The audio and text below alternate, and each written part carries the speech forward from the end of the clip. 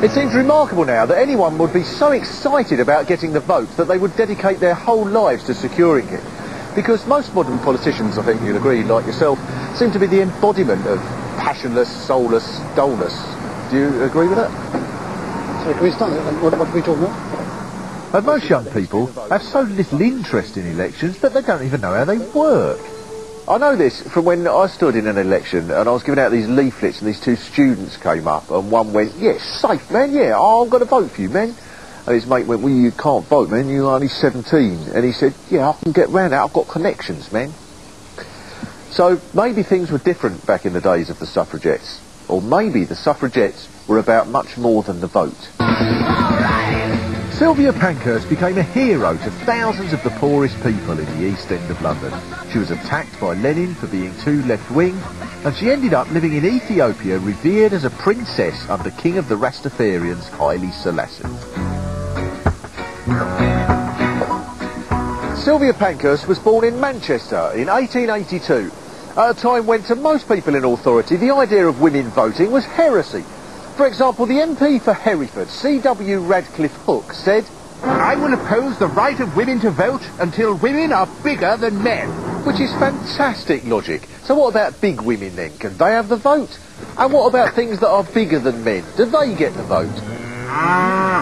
The Tory MP for Colchester, E.K. Carslake, said, "The wife should be absolutely and entirely under the control of her husband. She may not gad about, and if she does, her husband is entitled to lock her up." Manchester was the most radical city in England at the time, and two of the most prominent characters in these circles in the 1870s were Emmeline and Dr. Richard Pankhurst, who supported causes such as the abolition of the workhouse and votes for women. The Pankhursts had 5 children, including Harry, who died young. Then there was Christabel and Sylvia. Now, despite her liberal parents, Sylvia remembered, "Under the discipline of the servants, being tied to the bed all day for refusing to take cod liver oil." Only the Victorians could decide the punishment for not taking something to ease your joints is to strap your joints to furniture. During Sylvia's childhood, the radical movement was transformed by a mass agitation for better working conditions by some of the poorest people in the country, including women matchmakers in this building in East London who went on strike. The women were especially annoyed because they'd had their wages docked, partly to pay for a statue to ex-Prime Minister Gladstone. The strike had a huge impact in raising the status of working-class women in the community. Now the factory's been turned into loft-style apartments, but the developers have made a special effort to preserve the history by making sure that each flat is roughly the size of a matchbox. The strikes changed the outlook of the Pankhurst family and they became involved in the newly formed Independent Labour Party. And it's important to remember that at that time people joined that party in order to make it a radical campaigning organisation. Whereas if anyone tried to do that with the modern Labour Party, they might as well join the RAC and try to turn it into a radical campaigning breakdown service. There was another effect of the Independent Labour Party on Sylvia Pankhurst. The leader of the new organisation was Keir Hardie, who was a passionate supporter of votes for women. Hardie had been brought up in Lanarkshire, where he had to sleep on a dirt floor and started working in the pit at the age of 10, until one morning when he turned up late because he was looking after his dying brother and he was sacked. Bastard! Keir Hardie became the first Independent Labour Party MP for the area of West Ham. And one day when Sylvia came home from school, she found Keir Hardie in the living room talking to her parents. And later on she wrote about this meeting. His eyes were 2 deep wells of kindness, like mountain pools with the sunlight distilled. I felt I could have rushed into his arms. For several years she spent any time she could with Keir Hardie. She'd help him write his speeches and in turn he'd read her the works of Shelley, Byron and William Morris. All this would have been scandalous for any unmarried couple at the time, but Sylvia was 21 and Hardie was nearly 50 and married.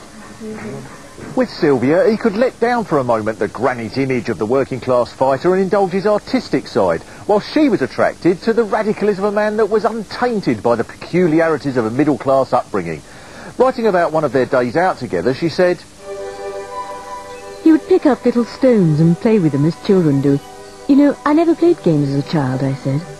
"Ah," he said with infinite compassion and tenderness, "that is the matter with you. You had too much serious talk."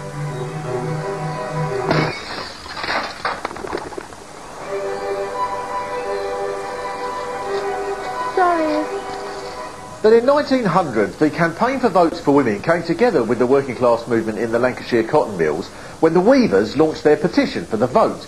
And then a group of people met in this room in the Pankhurst house to decide what to do next. And that's when the Women's Social and Political Union was formed. They decided to start off with some high-profile stunts. Good morning. For example, she took a petition and went banging on the Prime Minister's door. At which point, she was arrested. And stunts like this attracted national coverage until the Daily Mail called the women suffragettes, so they adopted that as their official title. And Emmeline in particular became known as an impressive speaker, especially in the poor areas.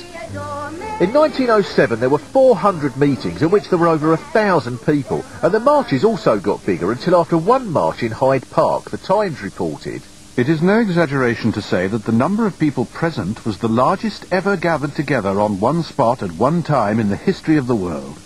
the Pankhurst's next tactic was to rush the House of Commons, so Emmeline and Christabel were jailed. The protest did eventually take place, but an inspector informed the women that the Prime Minister wouldn't see them. So Emmeline punched him in the jaw and they got arrested for assault. They should have had somebody doing an advert going, I can throw stones and break windows, but could I punch a copper square on the jaw and get arrested? I don't know if I could do that. If you could, join the suffragettes. In the fighting that followed these arrests, 108 more women were arrested. So that night, a group of suffragettes came to the Home Office with stones wrapped in brown paper and smashed all the windows. From that moment onwards, Emmeline and Christabel were committed to a strategy of smashing things.